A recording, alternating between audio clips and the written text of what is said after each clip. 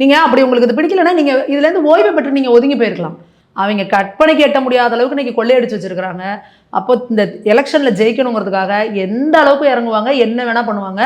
இதுலேருந்து என்ன தெரியுது அப்படின்னா, இவர் அன்வர் ராஜா அவர்கள் எம்ஜிஆர் அவர்கள் திமுகலேருந்து பிரிஞ்சு ஏடிஎம்கே ஆரம்பித்த காலத்திலேருந்து இவர் பயணிக்கிறவர். இப்போ உங்களுக்கான சித்தாந்தம் என்ன, கொள்கை என்ன? எந்த காலத்திலேயாவது எம்ஜிஆர் அவர்கள் திமுகவை ஏற்றுக்குவாரா? ஜெயலலிதா அம்மையார் திமுகவை ஏற்றுப்பாங்களா?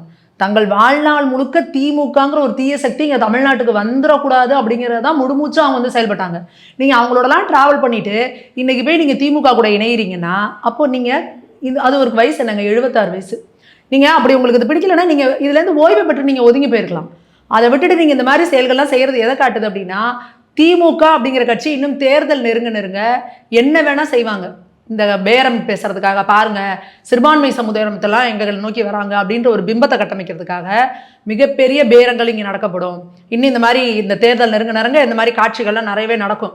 ஏன்னா திமுக கிட்ட இன்றைக்கி எத்தனை கோடி இருக்குது, லட்சம் கோடி இருக்குது அப்படின்றது நம்மளால் கற்பனையே பண்ணி பார்க்க முடியாத அளவுக்கு இருக்குது.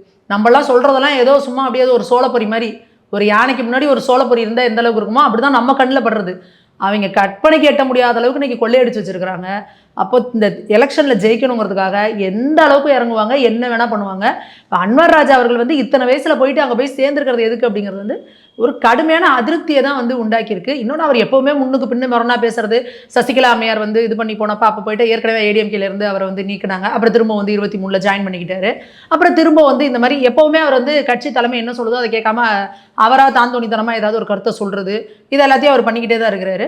ஸோ இப்போ திமுகவில் போய் இணைஞ்சதன் மூலயமா அவருக்குன்னு தனியாக கொள்கை சித்தாந்தம்லாம் ஒன்றும் கிடையாது அப்படின்றத அவர் திரும்ப நிரூபிச்சிருக்காரு. அவ்வளோதான்.